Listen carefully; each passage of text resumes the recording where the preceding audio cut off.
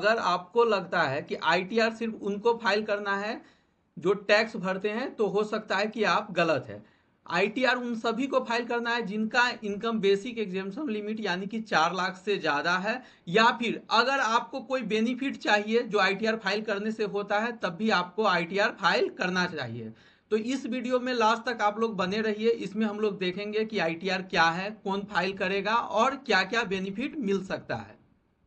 अगर आप नमस्कार दोस्तों, मैं हूं आपका दोस्त सीए रजनीश कुमार। स्वागत है हमारे YouTube चैनल टैक्स पाठशाला में। आज के इस वीडियो में हम लोग देखेंगे कि आईटीआर क्या है, आईटीआर किसको फाइल करना है और आईटीआर फाइल करने पे क्या क्या बेनिफिट है। तो चलिए वीडियो को हम लोग स्टार्ट करते हैं। तो सबसे पहले समझते हैं कि आईटीआर होता क्या है। तो आईटीआर का फुल फॉर्म है इनकम टैक्स रिटर्न। आईटीआर का सिंपल से ये मतलब है कि आईटीआर यानी कि आपका इनकम प्रूफ है, जिसमें पूरा इनकम का डिटेल रहेगा और आपका टैक्स का भी डिटेल रहेगा।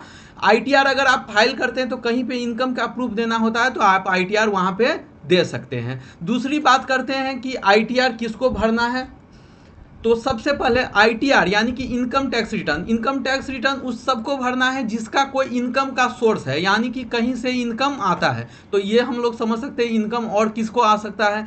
तो जैसे बिजनेसमैन हैं आप, या जैसे मैं यूट्यूब पे वीडियो बना रहा हूँ वहाँ से पैसे आ रहे हैं, या फ्रीलांसर है, या आप ट्यूशन पढ़ाते हैं, या शेयर में ट्रेडिंग करते हैं, मतलब आपको कहीं से इनकम अर्न हो रहा है तो आपको आईटीआर फाइल करना चाहिए। चाहे आप बिजनेसमैन हो, सीए हो, एडवोकेट हो, ये सभी को आईटीआर फाइल करना मैंडेटरी है जिनका इनकम बेसिक एग्जेम्पशन लिमिट यानी कि 4 लाख से ऊपर है। फिर हम लोग वीडियो के अगले हिस्से में बात करते हैं कि आईटीआर फाइल करने से हमें क्या क्या बेनिफिट होता है।